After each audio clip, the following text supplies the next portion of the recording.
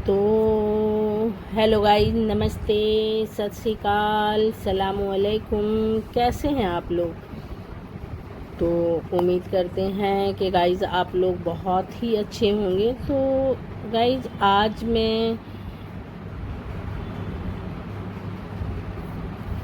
मैं आपको नागपंचमी के बारे में कुछ बताना चाहती हूँ कि कल नागपंचमी का दिन है, यानी कि 29 तारीख को नागपंचमी है और ये मैं वीडियो बना रही हूँ 28 तारीख को।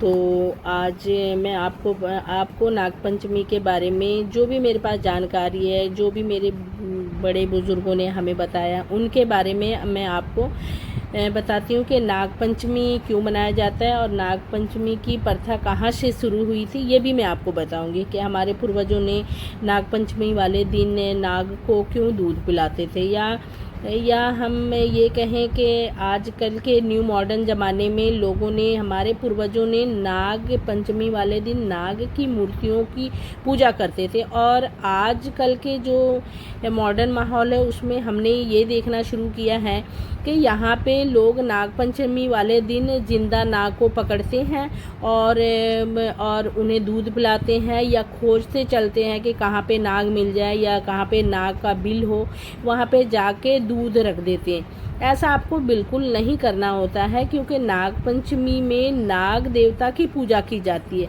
ना कि जिंदा नाग को पकड़ के उन्हें दूध पिलाने की प्रथा थी।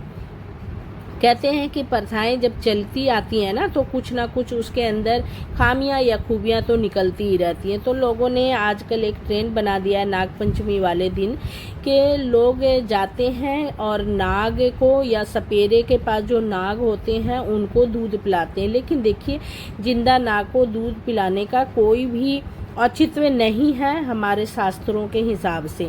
तो गाइज आपको उनके बारे में मैं बहुत सारी जो जानकारियाँ जो मेरे पास हैं एकत्रित हुई है वह मैं आपको बताऊंगी। ये देखिए, ये हमारी आ गई है भाभी जी और ये लग गई है। जब मैंने उसे बताया है तो कह रही है चलो मैं भी नेट पे सर्च करके देखती हूँ कि नागपंचमी वाले दिन में क्या इनकी प्रथा है। तो गाइज ये तो आज बड़े खुश हैं। आज 28 तारीख है और जब हम 29 तारीख को नागपंचमी वाले दिन जाएंगे तो फिर इन्हीं के साथ हम पूजा करने के लिए जाएंगे। तो न सांप को दूध पिलाना ये औचित्य नहीं है नागपंचमी के दिन।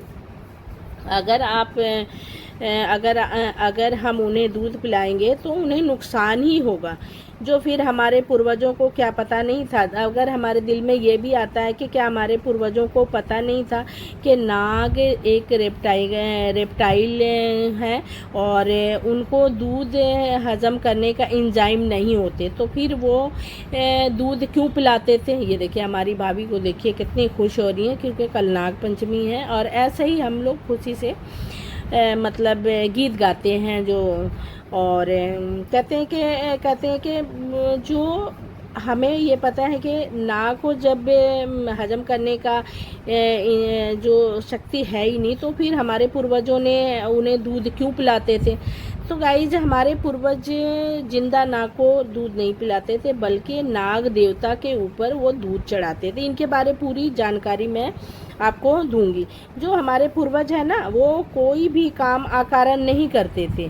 तो हम गाइज आज नागपंचमी वाला दिन है, तो आज हम नागपंचमी वाले दिन में हम नाग की देवता की पूजा करने के लिए जा रहे हैं। और हमारे जो पूर्वज बताते हैं कि नागपंचमी वाले दिन हमें शरीर वाले नाग को दूध नहीं चढ़ाना है, और नाग देवता यानी नाग की बनी हुई आकृति पे उन्हें पूजा अर्चना करनी है और उनको मतलब दूध चढ़ाना है, ना कि जिंदा नाग को। मैं बार बार ये बता रही हूँ कि ये एक ट्रेंड बन चुका है कि नाग को लोग, जिंदा नाग को ऊपर लोग दूध चढ़ाते हैं। और हमारी भाभी देखिए, आज 29 तारीख है और मॉर्निंग का टाइम है, ये हमारे घर पे आ चुकी है नहा धो के।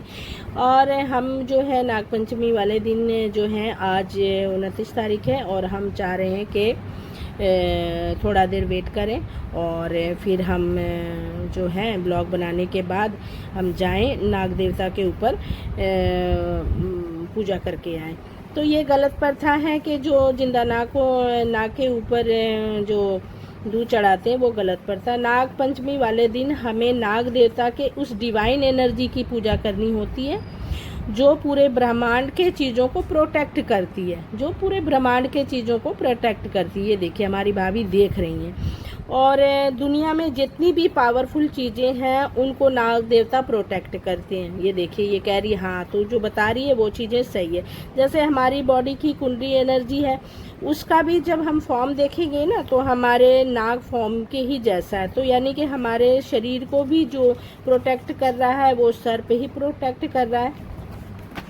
और आपने देखा होगा कि शिव जी के शिवलिंग को भी विष्णु जी की जो नाग है वो प्रोटेक्ट करती है। और भगवान विष्णु जो सृष्टि के पालनहार है, तो आपने उन्हें भी देखा होगा कि उनको भी शेष नाग प्रोटेक्ट करती है। बड़े मस्त से हो रही हैं हमारी भाभी। और जो हमारे कहते हैं ना गीत होती हैं, वो ये गीत गा के इंजॉय कर रही हैं।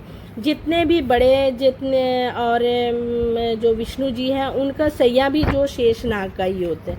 जितने भी बड़े मंदिर हैं और जिनके बारे कहा जाता है कि उनके अंदर बहुत खजाना भरा हुआ है, तो कहते हैं ना कि उन खजानों को भी नाग देवता प्रोटेक्ट करते हैं।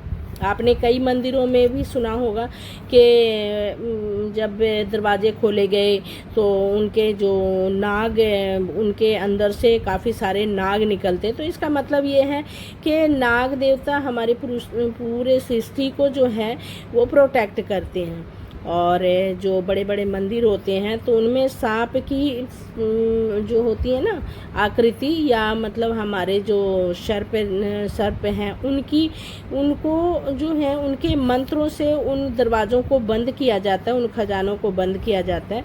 ऐसा मतलब हमारे पूर्वज हमारे बड़े लोग बताते हैं। तो गाइज कहते हैं नाग पंचमी वाले दिन ब्रह्मांड का एक ऐसा पोर्टल खुलता है, हमें पूजा करनी चाहिए। नाग पंचमी वाले दिन ज़रूर हमें पूजा करनी चाहिए, क्योंकि ऐसा माना जाता है कि नाग पंचमी वाले दिन ब्रह्मांड का एक ऐसा पोर्टल खुलता है जिसकी नाग पंचमी वाले जो हमारी पूजा होती है वो सीधे नागलोक में पहुँचती। जैसे आज हमारी भाभी जैसे है ना, ये देखिए नाग के बारे में गीत गा गा के नाच रही है। तो ऐसा कहते हैं कि जब हम पूजा करते हैं ना तो वो सीधा हमारे नागलोक को पहुंचती है, और उनकी जो डिवाइन एनर्जी है वो हमारे